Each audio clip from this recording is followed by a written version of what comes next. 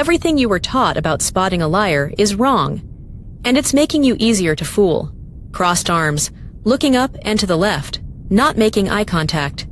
You've heard all three used as proof someone's lying. In movies, in videos online, probably from a friend who swears they can just tell. None of them hold up. Trained interrogators don't use any of that. They use something almost nobody teaches you, and once you see it, you can't unsee it in every conversation you have. Here's the myth, plainly. There is no single gesture that means lying. Not crossed arms, not a shifty glance, not touching your nose. Decades of real research on deception have tested these tells, and none of them predict lying any better than a coin flip. The reason is simple once you say it out loud. A nervous truth teller and a calm liar can both cross their arms. A confident liar can hold perfect eye contact. If you're reading one gesture in isolation, you're not reading a lie. You're reading a guess. So what do people who are actually trained to catch deception look for? Not a tell, a pattern. Call it the cluster and baseline method. You're not hunting for one flashing signal. You're watching several different channels line up at once, compared against how this specific person acts when they're not under pressure. Start with the baseline, because it's the piece almost everyone skips. Before you can spot what's off, you have to know what's normal for this person, not for people in general. Some people talk with their hands when they're relaxed. Some people are naturally quiet. If you don't know someone's resting state, you have no idea what a deviation even looks like. It's the same reason a nurse takes your temperature once when you're healthy. 98.6 only means something once you know what this particular body reads when nothing's wrong. Once you have a baseline, here's what a real shift looks like. First, the resume statement. Someone gets asked a direct question. Instead of answering it, they pivot into unrelated self-praise. How good a parent they are. How honest they've always been. How anyone would vouch for them. Notice what didn't happen. The actual question. That dodge, dressed up as an answer, is one of the most consistent flags there is. Second, blink rate. At rest, most people blink around 16 times a minute. Under real stress, the kind lying under pressure produces, that rate spikes, sometimes sharply, right as the hard question lands. You're not looking for more blinking in general. You're looking for a sudden jump from their own normal. Third, and this one trips people up because it sounds too simple. Does the answer actually answer the question? Evasive people don't usually refuse to talk. They answer a different, easier question and hope you don't notice the swap. Did you take the money? Gets met with, I would never do something like that to this family. Technically words, not actually an answer. Fourth, lip compression. Watch the mouth right as someone says something they might regret, or right before they decide what to hold back. The lips thin out or tuck in, almost like the mouth is physically trying to stop words from leaving. It's brief, it's involuntary, and it shows up again and again right at the exact moment of a hard admission. There's a real trap hiding inside all of this too. An innocent person who's scared of not being believed can show almost the same stress signals as someone who's actually lying. The racing pulse, the shaky voice, the blink spike, all of it can look the same from the outside. That's exactly why a single stress signal, on its own, proves nothing.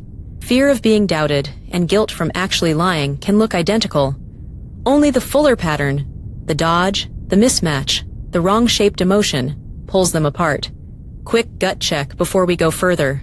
Think about the last time you told someone you were fine. Your voice, your posture, and the actual words weren't quite pointing the same direction.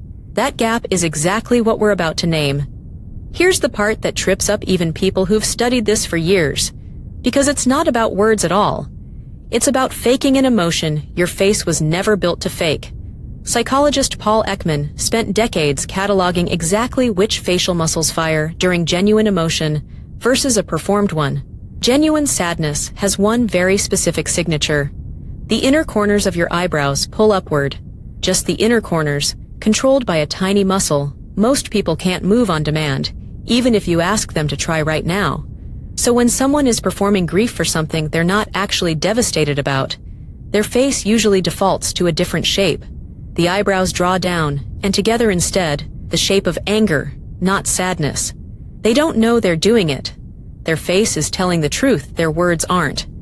It's the same idea behind the Duchenne smile, named after the 19th century French neurologist who first mapped it. A genuine smile engages tiny muscles around the eye socket that are almost impossible to fire on purpose. A polite, performed smile only moves the mouth. Side by side, they look similar for half a second. Next to a real one, the fake one is missing something around the eyes that most people can't consciously fake, no matter how hard they try. Now put all of this together, and you get the real skill, not spotting one gesture, but checking congruence. Do the words, the tone, and the body all point the same direction?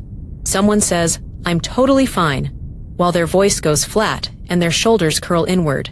They angle their whole body away from you mid-sentence. That's not one gesture.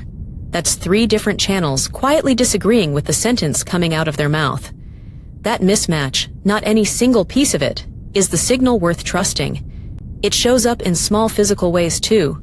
Someone checked out of a conversation will sometimes blade their whole body away from you. They'll keep nodding along, keep making the right sounds, keep pretending to be present. Watch for self-soothing touches too, a hand going to the back of the neck, or rubbing a wrist, right after a pointed question lands. On its own, any one of these means almost nothing. Someone might just be cold, or tired, or fidgety by nature. That's the whole point of the baseline. You're not reading a single moment. You're reading a pattern that only shows up once you know this person's normal. So here's what actually changes once you know this. You stop hunting for a single gotcha gesture. That instinct was never going to work. It's the version of lie detection sold in movies, not the version that survives contact with real people. Instead, you start doing something quieter and far more useful. You notice what someone's normal looks like. Then, you watch for 2, 3, 4 signals lining up together at the exact moment a hard question lands. A resume statement, a blink spike, an unanswered question wearing an answers close, a mouth that tightens right on cue, a face grieving in the wrong shape. None of this makes you a lie detector. Nobody actually is one. Even trained interrogators get it wrong plenty. But it does make you a much harder person to fool with a confident voice and a straight face. That's because you've stopped asking whether one thing looked weird. You've started asking the only question that's ever actually reliable. Does everything about this person right now line up with everything you know about how they normally are? Which means the next time someone's words sound perfect, you'll be watching the rest of them too.